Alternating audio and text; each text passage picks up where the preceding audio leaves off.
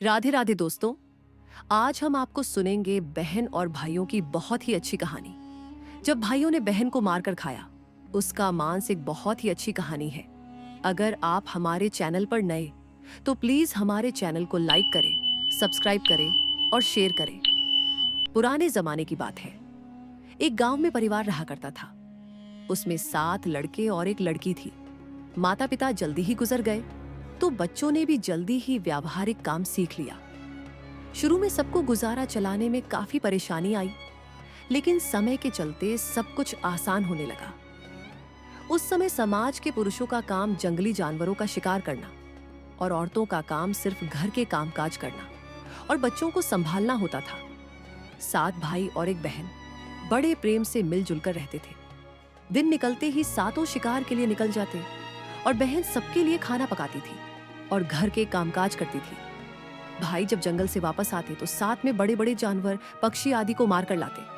बहन उसके मांस को बड़े चाव से पकाती और सब भोजन करके तृप्ति का अनुभव करते। ऐसे ही दिन गुजरने लगे। एक दिन की बात है, 7 भाई जंगल को गए थे। शाम होने चली थी।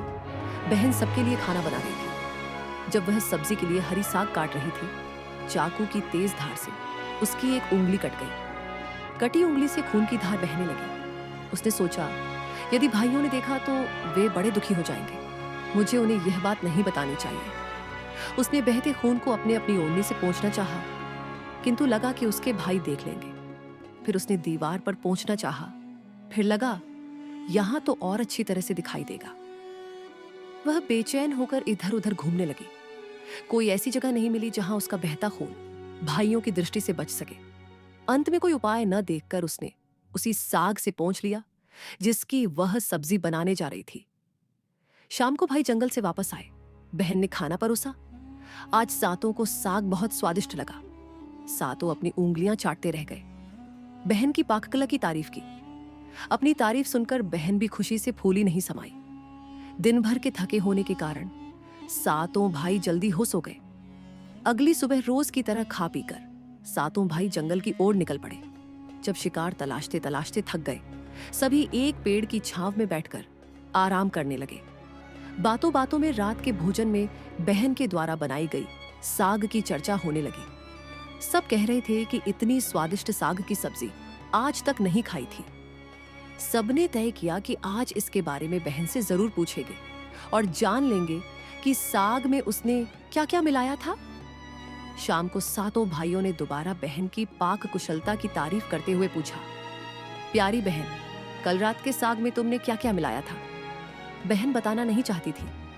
वह सोच रही थी कि अगर उन्हें पता चला कि उसकी उंगली कट गई है तो सभी बहुत दुखी हो जाएंगे। इसलिए उसने जवाब में कहा, कुछ नहीं। बड़े भाई ने कहा, प्यारी बहना, तुम्हें बताना ही पड़ेगा। मैं जानना चाहता हूं कि हमारी बहन ने इतना स्वादिष्ट साग कैसे बनाया। तुम्हें मेरी सौगंध है। बड़े भाई का सब सम्मान करते थे। बहन को सच बोलना ही पड़ा। उसने धीरे धीरे सारी बात बताते हुए कहा, बस इतना ही, अपना खून मिला दिया था और ज्यादा कुछ नहीं।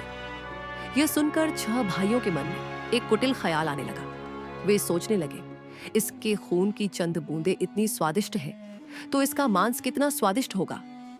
रात के खाने के बाद सातों सोने के लिए गए। सातों में फिर उसी बात की चर्चा छिड़ गई। बड़ा भाई कहने लगा, अरे, खून की कुछ बूंदें इतनी स्वादिष्ट हैं तो शरीर का मांस कितना स्वादिष्ट होगा। सबने बड़े भाई की बात में हां में हां मिलाया।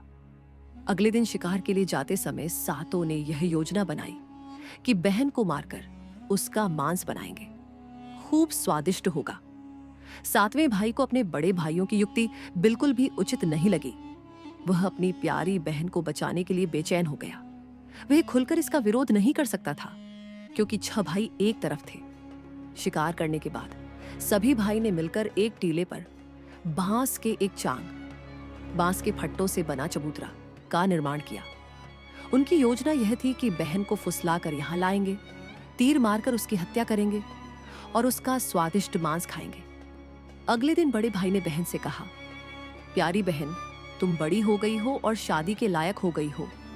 मैंने तुम्हारे लिए एक सुंदर से वर की तलाश की है। आज हम उसका घर देखने जाएंगे। तुम्हें भी सच संवर कर हमारे साथ चलना होगा।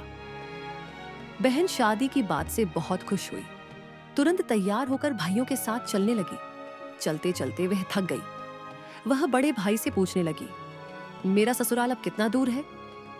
बड़ा भाई बोला, बस अभी पहुंचने वाले हैं। दूर से दिखाई दे रहे टीले पर बने चांग को दिखाते हुए भाई बोला, वह देखो तुम्हारा ससुराल, जहां तुम राज करोगे। यह सुनकर बहन आनंदित हो उठी।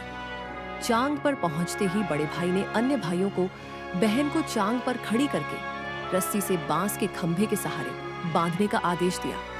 सभी मिलकर फुर्ती से बहन को बांधने लगे। बहन असहाय थी। अपने सभी भाइयों को हत्यारे के रूप में देखकर बहन का हृदय हाहाकार करने लगा। वह ईश्वर को याद करते हुए कहने लगी, हे ईश्वर, अब तुम ही मेरा सहारा हो। मेरे सातों भाई मेरी हत्या करना चाहते हैं। इनमें से एक भी ऐसा नहीं है जिसके दिल में मेरे लिए दया और प्रेम है। अपनी बहन की बातों से सातवां भाई द्रवीभूत हो उठा। बहन की पुकार पर वह तड़प कर रह गया, पर 6 भाइयों का प्रतिवाद करने का साहस नहीं जुटा पाया। बहन को निर्ममता से बांधने के बाद बड़े भाई ने सबको बारी बारी से उस पर वाण से प्रहार करने का आदेश दिया। बड़ा भाई हाथों में धनुष बाण लेकर जब प्रहार करने को तैयार हुआ, तब बहन भाई के सामने हाथ जोड़कर करुण स्वर में गाने लगी, मारो मारो भैया छाती में लक्ष्य का करके, भैया छाती में लक्ष्य करके, तेरा तीर मेरी छाती भेद जाए। मारो मारो भैया छाती में लक्ष्य करके, भैया छाती में लक्ष्य करके। छोटे भाई ने तीर चलाया। उसका तीर बहन के मर्म पर जा लगा। वह दर्द से तड़प उठी। कुछ देर छटपटाने के बाद उसके प्राण पखेरु उड़ गए। वह निस्पंद हो गई। अपनी कुटिल योजना सफल होने पर 6 भाइयों की बाँछें खिल गई। सातों ने मिलकर मृत बहन का शरीर चांग से नीचे उतारा। 6 भाइयों ने मिलकर बहन के शरीर की बोटी बोटी काट डाली। बड़े भाई ने 7वें को जंगल से लकड़ी और पानी लाने का आदेश दिया। छोटा भाई पानी और लकड़ियों के साथ साथ कुछ मछली और केकड़े ले आया। वह अंदर अंदर बहुत व्यथित था। उसके भाई बहन का मांस बड़े चाव से पका रहे थे। वह अपनी प्यारी बहन का मांस नहीं खा पाएगा। अगर नहीं खाएगा तो अन्य भाई उसे गाली देंगे। उसने मांस बनाते समय चुपके से अपने साथ लाई मछलियां और केकड़े को आग में दे दिया और अपना खाना जुगाड़ किया। चावल और मांस तैयार हो गया। जमीन पर केले के पत्ते बिछाकर उसमें सबके लिए खाना परोसा गया। छोटे भाई ने पहले ही अपने बैठने के स्थान पर एक छोटा गड्ढा खोद रखा था। उसने अपनी पत्तल में परोसे गए नर मांस को चुपके से गड्ढे में डाल दिया और मछली भात खाने लगा। अन्य भाई बहन की हड्डियां चबाने लगे। वह केकड़ा चबाने लगा। जब सबने बहन के शरीर के स्वादिष्ट मांस से अपना पेट भर लिया, तो बड़े ने 7वें भाई को जूठा साफ करने को कहा। उसने बहन की बची खुची हड्डियां और शरीर के अन्य भाग जैसे सिर, नाखून, पंजे आदि सभी इकट्ठा करके उसी गड्ढे में डाल दिया और मिट्टी से ढक दिया। कुछ समय बाद उस स्थान पर बांस का एक पौधा उगाया। धीरे धीरे वहां बांसों का झुरमुट बन गया। एक बार कहीं से एक संत आए और उसी बांस की झुरमुट तले छुपकर मल त्याग करने लगे। उसी समय आकाशवाणी हुई, संत दुर्गंध आ रही है, संत दुर्गंध आ रही है। बार बार यह आकाशवाणी सुनाई देने लगी तो संत ने झटपट उस स्थान को साफ किया। उन्होंने झुरमुट में से एक बांस काटा और अपने साथ ले गए। उस बांस से उन्होंने एक केंद्रा, एक पुराना वाद्य यंत्र बनाया। वे उसे बजा बजाकर दिन भर लोगों के घर जाकर भिक्षा मांगते थे और बदले में खूब सारा उपदेश देते थे। एक दिन संत भिक्षा के लिए बड़े भाई के द्वार पर गए। तब तक 6 भाइयों का विवाह हो चुका था। केवल 7वां कुंवारा था। ज्यों ही संत ने बड़े भाई के आंगन में कदम रखा, त्यों ही संत का केंद्रा स्वयं बोल उठा, नहीं बजोरे केंद्रा, यही है दुश्मन सबसे बड़ा बड़े भाई के घर। नहीं बजोरे केंद्रा दया प्रेम, सब छोड़कर रिश्ते में यही दाग लगाया। नहीं बजोरे केंद्रा, यही है दुश्मन सबसे बड़ा बड़े भाई के घर। नहीं बजोरे केंद्रा। योगी के बाजे से बार बार निकल रही इस रुदन से बड़े भाई के पसीने छूटने लगे। उसने अपनी पत्नी से योगी को तुरंत भिक्षा देकर विदा करने को कहा। इसी तरह योगी बारी बारी से 6 भाइयों के द्वार पर उपस्थित हुए। उनके आंगन पर कदम रखते ही केंद्रा से स्वयं यही गीत बजने लगता, उन्होंने भी अपनी पत्नी को तुरंत ही कुछ भिक्षा देकर विदा करने को कहा। उनके मन में यह डर समा गया कि यदि इसी तरह योगी का केंद्रा बचता रहा तो उनकी यह पोल खुल जाएगी कि वे अपनी बहन के हत्यारे हैं। अंत में संत सातवें भाई के घर पहुंचे, जो अभी तक कुंवारा था। वह अकेले रहता था। जब योगी उसके द्वार पर उपस्थित हुए, केंद्रा बोल उठा, बजो रे बजो केंद्रा, मेरे सबसे छोटे भाई के घर। मन की बात मन में छुपाकर युग युग से रख रहा है। अंतर में बजो रे बजो केंद्रा, यही है मेरे सबसे प्यारे भाई का घर। योगी के केंद्रा से प्यारा और दिलचस्प गीत बजते सुनकर छोटे भाई ने उन्हें सम्मान के साथ अपने घर में बैठने के लिए आसन दिया। तांबूल पान और जलपान से उनका सत्कार किया।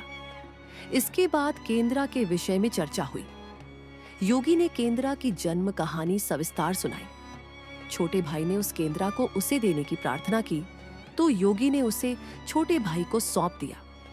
योगी के चले जाने के बाद छोटे भाई ने केंद्रा को अपने बिस्तर के सिरहाने की तरफ एक साफ सुथरे स्थान पर धूप दीप जलाकर सम्मान के साथ रखा। कुछ दिनों के बाद छोटे भाई के घर में कुछ परिवर्तन दिखाई देने लगे। जब भी वह काम से लौटकर घर आता, सारा घर साफ सुथरा पाता। जब रोज रोज यही बात दोहराने लगी तो छोटे भाई ने अपनी भाभियों के घर जाकर पूछा, मेरी गैर हाजिरी में आप लोग मेरा घर साफ करते हैं क्या? सभी ने जवाब दिया, हमें अपने घर के काम काज से फुर्सत नहीं है, तुम्हारा घर कैसे साफ करती? छोटे भाई ने निश्चय किया कि आज वह छुपकर देखेगा कि उसका घर कौन साफ करता है। वह घर के कोने में छुप गया। घर सुनसान होते ही स्थापित केंद्रा से उसकी बहन की शक्ल की एक लड़की निकली। घर का सारा काम किया और फिर उस केंद्रा में समा गई। छोटे भाई ने यह बात अपनी बड़ी भाभी को बताई। बड़ी भाभी ने उसे समझाया, जो ही लड़की केंद्रा से बाहर निकलेगी तुम केंद्रा को आग के हवाले कर देना, फिर उस पर तुलसी जल छिड़क देना, फिर देखना क्या होता है। छोटे भाई ने बड़ी भाभी के कहे मुताबिक काम किया। उसने लड़की के निकलते ही केंद्रा को आग में डाल दिया और लड़की पर पवित्र तुलसी जल का छिड़काव किया। तुलसी जल के स्पर्श से वह मानव रूप में आई। भाई ने देखा यह तो उसकी प्यारी बहन है। उसने अपनी बहन को गले से लगा लिया। उसके बाद दोनों भाई बहन बड़े प्रेम से जीवन बिताने लगे। सीख, निस्वार्थ प्रेम ही रिश्तों को बनाए रखता है। रिश्तों को कलंकित करने वाले कभी छुप नहीं सकते।